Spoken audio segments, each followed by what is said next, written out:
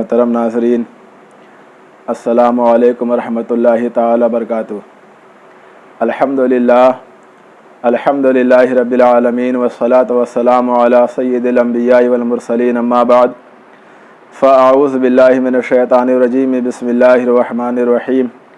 अस्सलातु वस्सलामु अलैका या रसूलल्लाह व अला आलिका व सहाबिका या नूरल्लाह सल्लल्लाहु तआला अलैहि वसल्लम। मोहतरम नाज़रीन और नाज़रात, आज इस्लामी साल का जो 11वां महीना चल रहा था यानी ज़िक़ादा, आज उसकी 29 तारीख़ है। वो महीना हमारे सामने से, हमारे दरमियान से रुखसत होने वाला है। उसकी भी बड़ी अहमियत थी, बड़ी बरकत थी, बड़ी अज़मत वाला महीना था। और अगर आज चाँद नज़र आ गया तो कल से, और अगर कल का चाँद हुआ तो परसों से इंशाअल्लाह जो माह मुबारक हमारे सरों पे जलवा अफरोज़ होने वाला है, उस माह मुबारक को माह ज़ुल्हिज्जा के नाम से हम और आप जानते हैं। ये माह ज़ुल्हिज्जा इस्लामी साल का आखिरी महीना शुमार किया जाता है, गर्दाना जाता है। इस माह ज़ुल्हिज्जा की बड़ी अहमियत है, बड़ी बरकत है, बड़ी अज़मत वाला महीना है। हम और आप तमाम मुसलमान भाई इस माह मुबारक का चाँद देखने की पूरी कोशिश करें। इस माह मुबारक का चाँद देखना मुस्तहब है, सुन्नत और सवाब का काम है। तो हम और आप इस माह मुबारक का चाँद देखने का पूरा एहतमाम करें और इस माह मुबारक की कदर करें और इसका पूरा एहतराम करें। ये माह मुबारक इस्लामी साल का आखिरी महीना है। इसको ज़ुल्हिज्जा इसलिए कहा जाता है कि इसी माह मुबारक में अल्लाह रब्बुल आलमीन की बहुत बड़ी जो इबादत है, जो हज है, उसके बंदे जो साहिब हैसियत हैं, साहिब इस्तिताअत हैं, जिसको वो तौफ़ीक़ देता है, अपने दर पे बुलाता है, तो वो जा कर के खाने काबा का हज करते हैं। तो चूँकि इस माह मुबारक में हज होता है, हज के फ़रीज़े अंजाम दिए जाते हैं, तो उसी की मुनासबत से इस माह मुबारक को माह ज़ुल्हिज्जा कह दिया गया, यानी हज का महीना कह दिया गया, हज वाला महीना करार दे दिया गया। बाकी इसके अलावा भी और इसकी बरकतें हैं, फ़ज़ाइल हैं, बेशुमार फ़ज़ाइल हैं। इसी माह मुबारक में क़ुरबानी भी होती है। हम और आप जानवर अल्लाह की राह में उसकी रज़ा और खुशनुदी की खातिर सुन्नत इब्राहीमी के तौर पर जानवर को क़ुरबान करते हैं। तो बहरहाल ये माह ज़ुल्हिज्जा आज या कल में इंशाअल्लाह तुलू होने वाला है, हमारे सरों पे साया फ़िगन होने वाला है। तो हम इसकी पूरी कदर करें, इसका पूरा एहतराम करें, ताकि अल्लाह हमें इस माह ज़ुल्हिज्जा की बरक़ात से माला माल फ़रमाए। एक मसला मैं आपके गोशे गुज़ार करना चाहता हूँ, आपकी खिदमत में रखना चाहता हूँ। हर साल जब ये मौका आता है तो बहुत ही ज़्यादा ये सवाल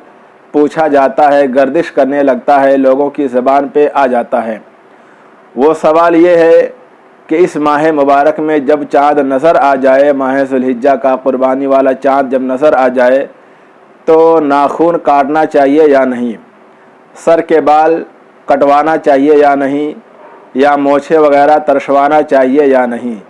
तो ये सवाल इतनी ज़्यादा कसरत से लोग करते हैं, ऐसा लगता है कि बस इस माह मुबारक में इससे बड़ा काम कोई और नहीं है। हालांकि नमाज के बारे में लोग इतना सवाल नहीं करते, कुर्बानी हमारी कैसे सही हो जाए, अल्लाह की बारगाह में कैसे मकबूल हो जाए, इसके बारे में भी उतना सवाल नहीं किया जाता बस। लेकिन ये माह मुबारक जैसे ही आता है तो मोछ काटना है कि नहीं काटना है, बाल कटवाएं कि ना कटवाएं, नाखून कटवाएं कि ना कटवाएं, ये सवाल इतना ज़्यादा गर्दिश करने लगता है कि पूछिए ही मत। लेकिन नाज़रीन, मैं आपको इसके भी हवाले से इंशाअल्लाह बताऊंगा। और हज़रत अल्लामा मौलाना मुफ्ती अमजद अली आज़मी सदरुल शरिया रहमतुल्लाहि ताला अलैह ने अपनी मायनास किताब बहार शरीयत में भी इसके हवाले से लिखा है कि अगर कोई शख्स या कोई मुसलमान ऐसा करता है,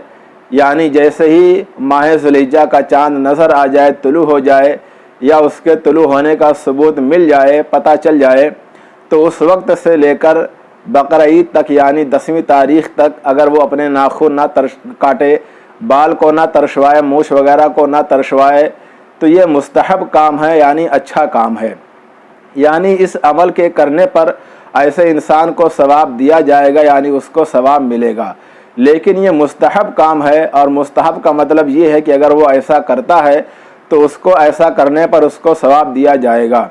لیکن دوسری طرف اگر کوئی انسان اس پر عمل نہ کر سکے یا ایسا نہیں کرتا ہے تو ہم اس کو اپنی نظروں میں حقیر نہ سمجھیں، اس کو اپنی نظروں میں برا نہ سمجھیں۔ اگر نہیں کرتا ہے تو اس کے نہ کرنے پر کوئی گناہ بھی نہیں ہے، کوئی عذاب بھی نہیں ہے، کسی جرم کا اس نے ارتکاب نہیں کیا۔ ہاں ایک مستحب کام ہے، اگر آپ کر لیتے ہیں، اللہ توفیق دے ہمیں بھی اور آپ کو بھی، تو اگر ہم ایسا کر لیتے ہیں تو اس پر ہمیں ثواب ملے گا۔ لیکن اگر کوئی کسی وجہ سے نہ کر سکے تو اس کے اس عمل کے نہ کرنے پر ہم اس کو برا نہ سمجھیں، اپنی نظروں میں حقیر نہ جانیں، اور نہ ہی وہ گنہگار ہوگا، بس یہ کہ اس کو ثواب نہیں ملے گا۔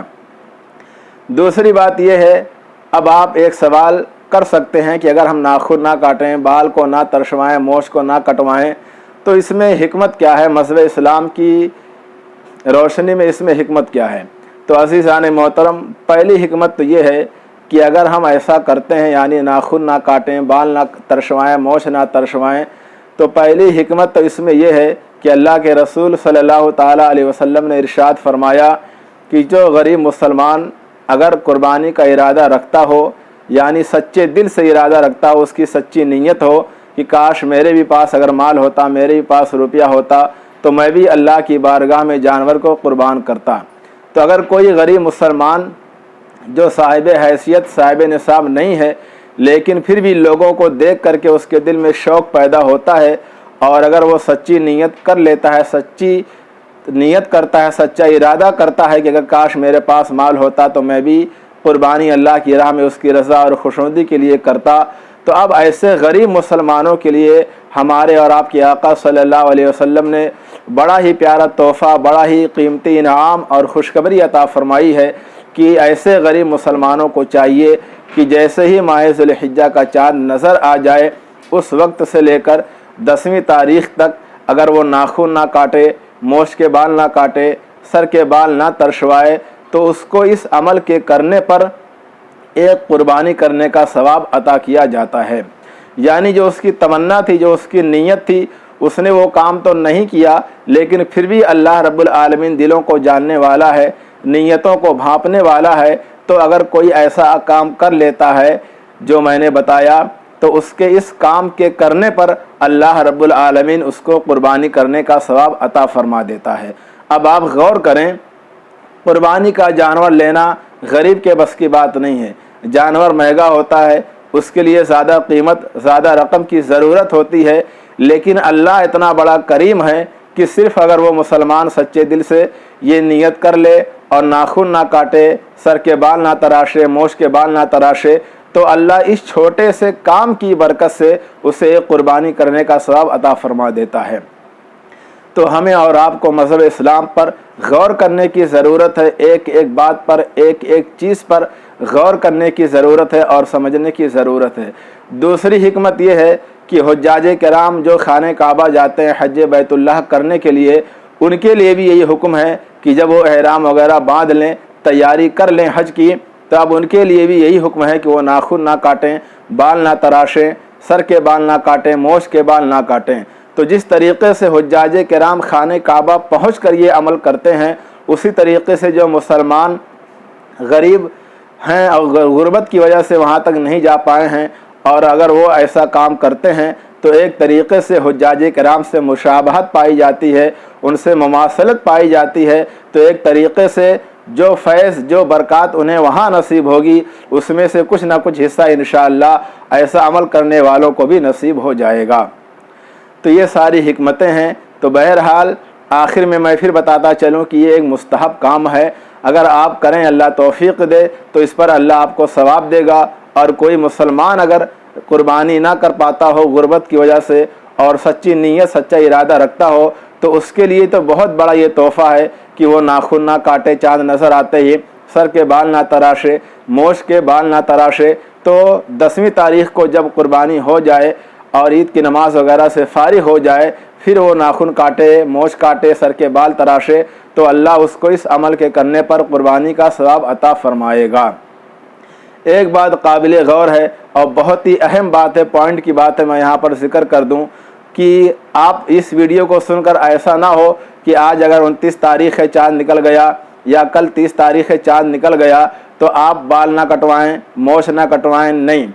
ہو سکتا ہے کہ آپ نے منہ زیر ناف یا منہ زیر بغل، یعنی جو بغل کا بال ہے یا ناف کے نیچے کا جو بال ہے، تو اگر آپ نے اس کو صاف نہیں کیا ہے اور مثال کے طور پر 30 دن سے زیادہ ہو گیا یا 35 دن ہو گیا آپ نے صاف نہیں کیا ہے، تو ایسے حضرات، ایسے مسلمان جنہوں نے آج 29 تاریخ تک یا 30 تاریخ تک ان کا 30 دن سے اوپر ہو گیا ہے، 35 دن ہو گیا ہے اور انہوں نے ناف کے نیچے کا بال صاف نہیں کیا یا بغل کے نیچے کا بال صاف نہیں کیا، تو وہ حضرات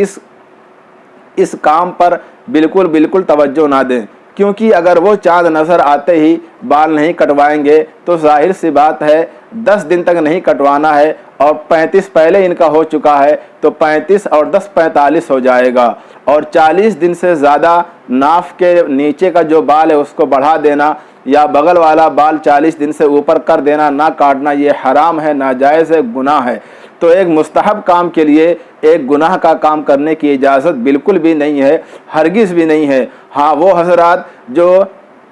صاف صفائی کا خیال رکھتے ہیں، مثال کے طور پہ آج 29 تاریخ ہے اور کسی صاحب کا بھی 20 ہی دن ہوا ہے بغل کے بال کو صاف کیے ہوئے یا ناف کے نیچے کے بال کو صاف کیے ہوئے، آج 20 دن ہوا ہے، تو اب ظاہر سی بات ہے اگر وہ اس پر عمل کرنا چاہیں گے اور 10 دن نہیں کاٹیں گے آگے تو 30 ہی دن ہوگا، جو کہ 40 سے کم ہے۔ تو اب ایسے افراد کے لیے جن کا 10 تاریخ تک یعنی 10ویں ذی الحجہ تک اس مستحب کام پر عمل کرنے کی صورت میں 40 دن سے آگے کا معاملہ نہ بڑھے تو وہی حضرات اس مستحب کام پر عمل کریں گے، ورنہ اگر 40 دن سے اوپر ہونے کا اندیشہ ہے، گمان ہے، تو قطعاً اس مستحب کام پر ایک گناہ کو بڑھاوا دینا جائز نہیں ہے، کسی بھی صورت میں جائز نہیں ہے۔ لیکن اگر ایسا معاملہ نہیں ہے تو جو بھی مسلمان بال نہ کاٹے، موچھ نہ کاٹے، ناخن نہ کاٹے تو اس پر اللہ رب العالمین ثواب بھی عطا کرے گا، اور اگر کوئی غریب مسلمان ہے تو اسے قربانی کرنے کا بھی ثواب عطا کیا جائے گا۔